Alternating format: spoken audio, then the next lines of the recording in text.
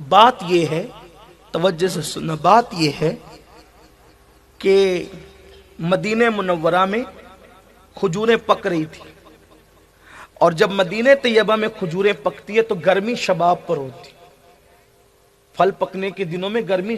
ہمارے علاقے میں جب تور کی دال پکتی ہے تو بوڑھی عورتیں کہتی ہے کہ بھئی یہ جو گرمی ہے نا وہ تور پکنے کی ہے۔ اور کسانوں کے یہاں ہوتا یہ ہے کہ جب پھل پکنے والے ہوتے ہیں تو ان کے یہاں تنگ دستی کے ایام ہوتے ہیں۔ کیوں؟ جیسے کہ جو گورنمنٹ سرونٹ ہوتے ہیں، مہینے کے آخری ہفتے میں ان کے پاس پیسے ختم ہو جاتے ہیں کیونکہ مہینے کے شروع میں تنخواہ ہوتی ہے، ایسا ہوتا ہے نا۔ تو یہ سب حالات ہر ایک کے رہتے ہیں۔ تو مدینہ شریف میں پھل پک رہے تھے، یعنی کھجوریں پک رہی تھی، گرمی پورے شباب کی تھی، اور اللہ کے رسول علیہ السلام کی عادت کریمہ تھی کہ حضور دھوپ کے وقت گھر سے باہر نکلنے کو پسند نہیں کرتے تھے۔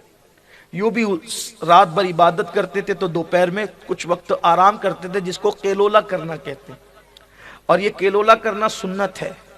اگر بندہ کیلولا کرنے کا عادی ہو جائے تو اس کی جوانی جلدی ختم نہیں ہوگی۔ کیلولے کی بڑی برکت ہے، اور بھی اس کی بڑی برکت ہے، سنت ہے، لیکن سنت تو اس کے لیے نا جو تہجد بھی پڑھتا ہو، جو رات بھر پیر پھیلا کے سوتا ہو، اس کے لیے دوپہر میں کیا سونا سنت ہوگا؟ یہ تو تہجد والوں کے لیے، جو فجر میں بھی بیچارے نہیں اٹھتے۔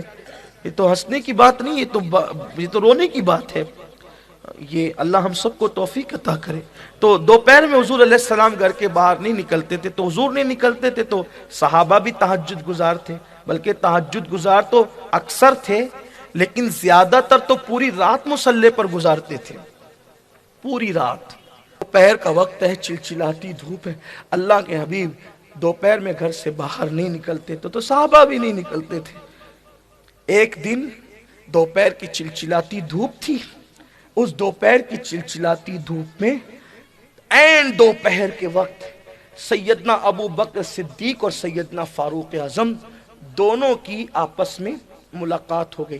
دونوں نے ایک دوسرے کو سلام کیا، اور دونوں نے ایک دوسرے سے پوچھا کہ یہ دوپہر میں کہاں گھوم رہے ہو؟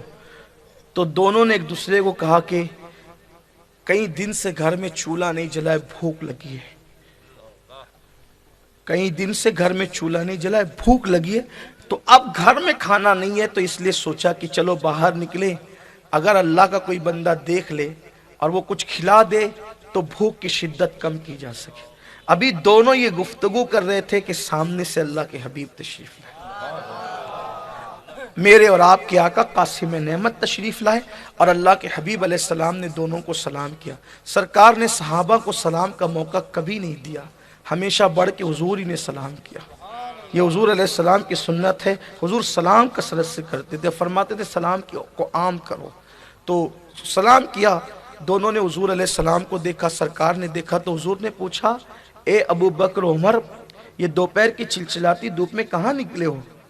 تو دونوں سچوں نے کہا آقا گھر میں کئی دن سے فاقہ ہے تو ہمیں بھوک لگی ہے، ہم نے سوچا کہ کہیں جا کے کچھ کھا لیں تو بھوک کی شدت کم ہو جائے، لیکن آقا ہمارے ماں باپ آپ پہ قربان، آپ دوپہر کے وقت تو باہر نکلنا دھوپ میں پسند نہیں فرماتے، اس دوپہر میں آپ کہاں تشریف لے جا رہے ہیں؟ تو آپ کو یہ سن کر حیرت ہوگی، جس کا صدقہ کونین میں بٹ رہا ہے وہ نبی فرماتے ہیں اپنے دونوں یاروں سے کہ میرے گھر میں ایک مہینے سے چولہا نہیں جلا،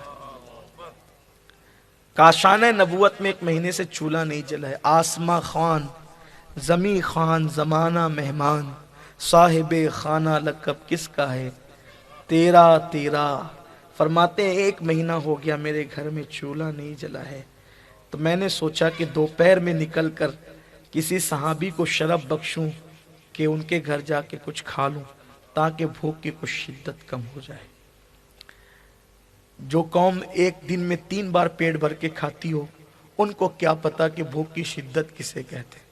ام المومنین حضرت عائشہ صدیقہ فرماتی ہیں کہ حضور علیہ السلام کے دسترخوان پر 2 قسم کے سالن ایک ساتھ کبھی جمع نہیں ہوئے، اور یہ آپ کی زندگی میں نہیں بیان کیا انہوں نے، حضور علیہ السلام کے وصال کے بعد کسی نے ام المومنین کو دعوت میں بلایا، آپ دعوت میں گئیں تو دسترخوان کو کھانوں سے بھرا دیکھا، تو دسترخوان کو کھانے سے بھرا ہوا دیکھ کر آپ فرماتی ہیں کہ یہ کیا ہے؟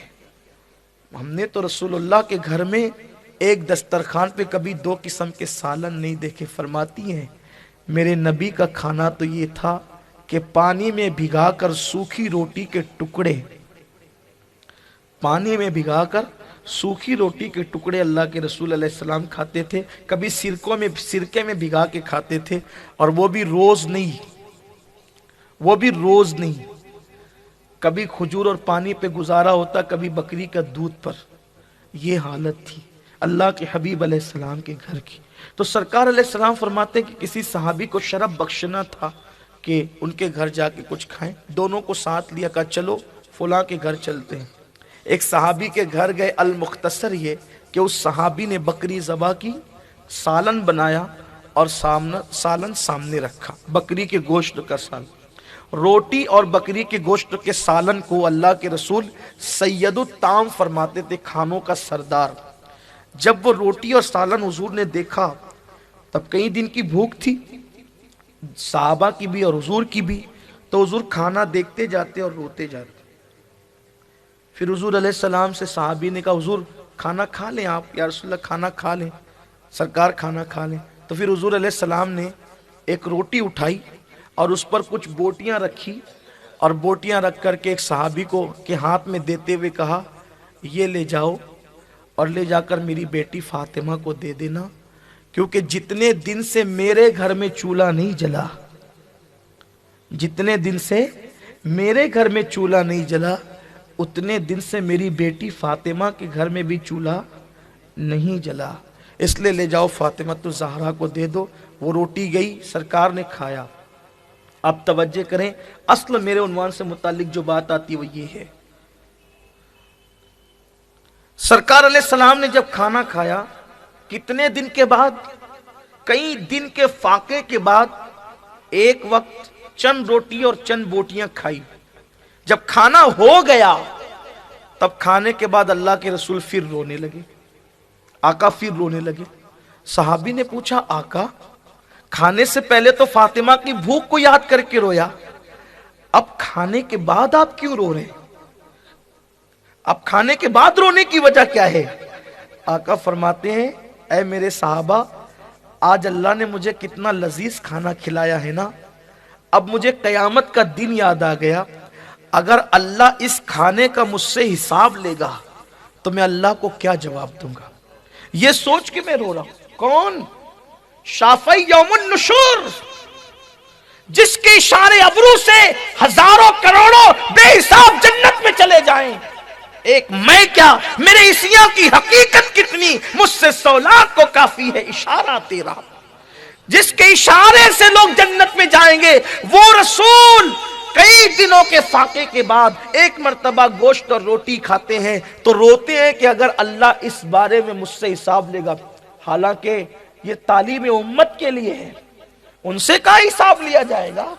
قیامت کا دن تو ان کی شان کو بتانے کے لیے ہوگا، فقط اتنا سبب ہے انعقاد بزم محشر کا کہ ان کی شان محبوبی دکھائی جانے والی ہے۔ لیکن تعلیم امت کے لیے تو میرے آقا صلی اللہ علیہ وسلم کے دیوانوں سوچو، اگر چند لقمے گوشت اور روٹی کے حضور علیہ السلام کھا رہے ہیں تو یہ فکر کر رہے ہیں کہ قیامت میں اس کا سوال کیا جائے گا تو میں جواب کیا دوں گا۔ جو کھانے کے بارے میں حساب کے حوالے سے اتنا ڈرتے ہیں اللہ سے، اور ہم تو کیا کیا کرتے ہیں، کبھی سوچا؟ اسی لیے اللہ کے حبیب علیہ السلام نے فرمایا مال کی محبت میں میری امت یوم حساب کو بھول جائے۔